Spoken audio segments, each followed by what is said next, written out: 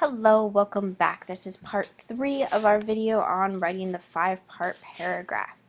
Today we are going to focus on writing your examples, your explanations, and closings. That's rounding out and finishing up that 5-part paragraph. We've already talked about opening statements and thesis statements. So now we have to figure out what we're going to do with that thesis. The important word is explain. So now that in the thesis statement you have set up your argument, now you have to persuade Johnny Depp, or me, which is even harder. Once again, we'll just quick review that 5-part paragraph structure that we're going to follow for all your classes. For any formal writing you're asked to do in a paragraph response, you are going to start with that topic sentence. Give the most important part, the thesis, that's your argument. This tells you exactly what you're going to be writing about for the rest of the essay. Then you give 2 to 3 examples, each of them followed with their explanation. This is the second most important part. You can't just list those examples. You have to really get into the detail. Why is this supporting your thesis? Why is this important? What is this telling me? And then finally, give your closing, that overall statement. Why does the reader care about what you just said? So, once you have set up your opening statement and introduced the topic of your paragraph, and then you gave a very specific and unique thesis statement to set up your argument, your overall argument, now you have to give examples to prove that argument. So this is part 3. However, there's one quick little half step you have to take before you get into your actual examples. The first thing you really want to do before you get into those examples is to begin with a brief, very brief, 1 to 2 sentence summary of your source, text, or topic. You always, when you're writing, you always want to assume that your reader has not read what you are talking about.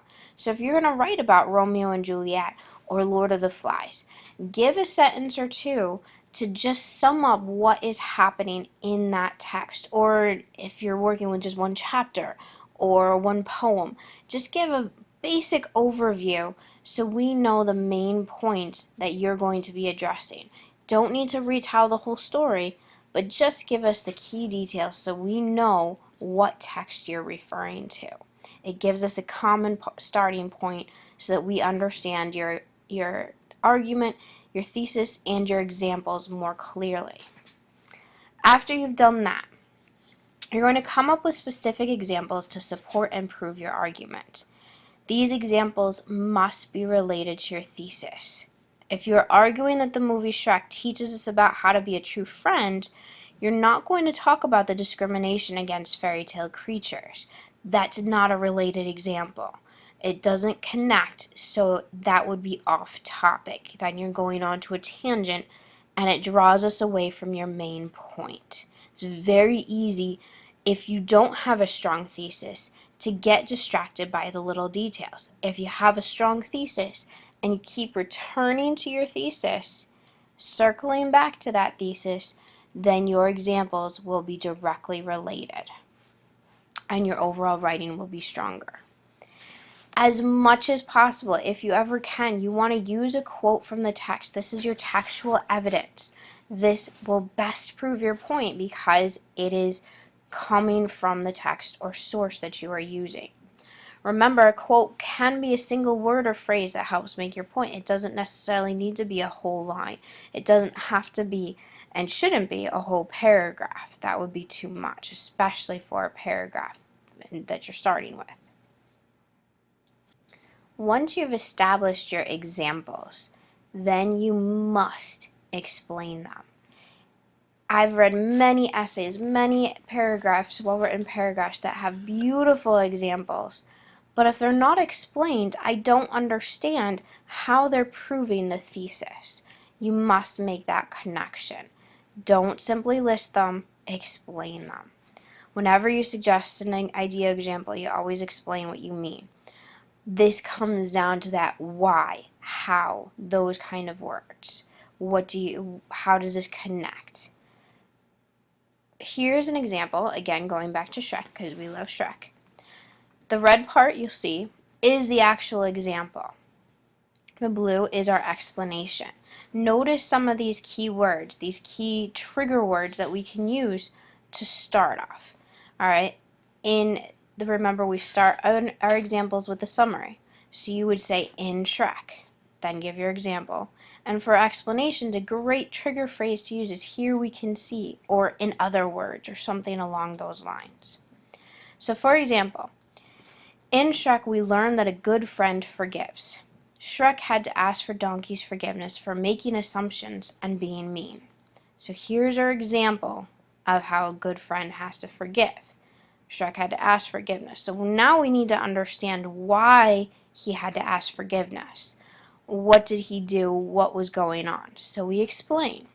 Here we can see Shrek realized that he made a mistake and had taken his friend for granted. Now that one sentence is pretty good, but we always want to take it to that deeper level. Keep explaining. Don't settle for one sentence. Go deeper.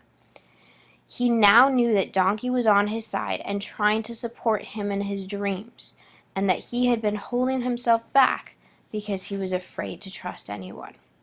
This is not explicitly said in the movie, in the text. We are inferencing this idea from key clues and hints that he's given to us. This is what takes it deeper, going to that level that isn't explicitly said in our text, but is very clearly obvious and gets us to that psychological why, or the philosophical why of why this is happening. So that is basically how you do your example and explanation. So here we're just going to look at a couple ways on how we do these, how we can make them stronger, and how we use that textual evidence. We're using the I-ICE strategy. To make your paragraph responses as strong as possible, proving your claim, you must use that textual evidence. But how? All right, so here we go. When you are using textual evidence in your example, you are going to start by introducing the quote. You never want to just plop in the quote. You want to make sure we know who is saying it. So what is the point you're going to make with the quote that you have chosen? Tell the reader who is saying what you are about to quote. National Geographic explains that, blah, blah, blah. That follows us up into the ICE portion. You're going to insert the quote. So you introduce who's saying it, why it's being said, then you insert the quote. Remember to always use those quotation marks. The average American family directly uses 552 gallons of water a day. So this quote came from the National Geographic. I know as a reader that I can trust this because National Geographic is a reputable source. And C, then we follow with a cite. You always want to tell where to find that information. So yeah, we know it's a National Geographic, but specifically who wrote it, what page would I look on, so that if I want to read more about this instead of just the one line that you used, I can, as a strong reader, go and find that article and read more on my own because I'm more curious. So to cite, you want to use parentheses. It comes after your quotation mark, and it includes the author's last name and the page number. So it would go, for this quote, you would follow with parentheses, Howard, was found on page 9, parentheses. Notice the punctuation goes outside the parentheses. So that period, it doesn't go here at the end of the sentence. It goes at the end of your citation to say that this citation is part of this quote.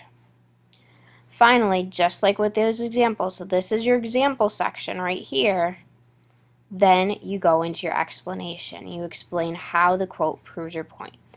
How does it prove that thesis that you've been working with? So here's our example, a response using the I-ICE strategy. In green, we have our example, which starts with a brief summary, then gives who is saying the quote.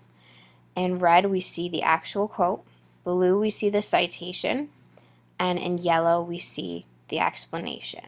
So, in an analysis of the realities of poverty in third world countries, one must note that there are many contributing factors beyond the obvious. So just a quick summary about what we see in this article.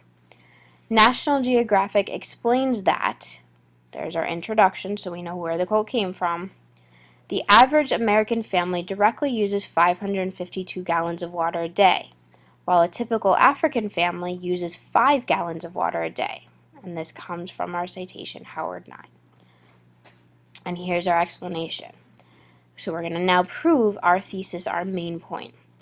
This shows another aspect of poverty that goes beyond the lack of food, money, and shelter. Water is a necessity of life, not only to prevent dehydration, but also to support production of food, clothing, shelter, electricity, etc. Howard promotes the awareness that all social classes are responsible for preserving the world's water resources and distribute it more equitably.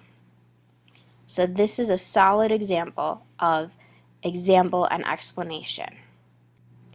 Just a quick sentence frame. Remember, this is just a frame, it's adjustable.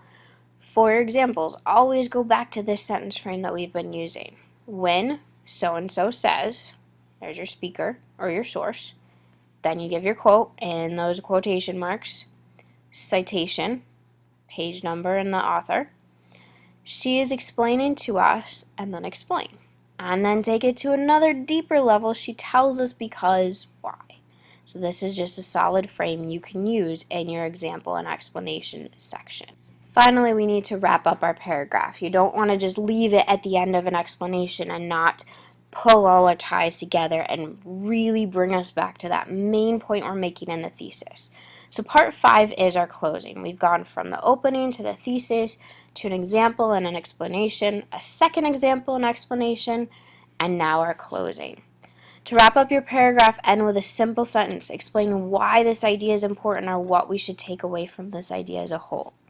For example, going back to our Shrek example, friendship is a part of everyone's lives, and we must learn in our life that to have good friends, we must be good friends, just as Shrek had to learn to keep his friend Donkey and move forward to a better life.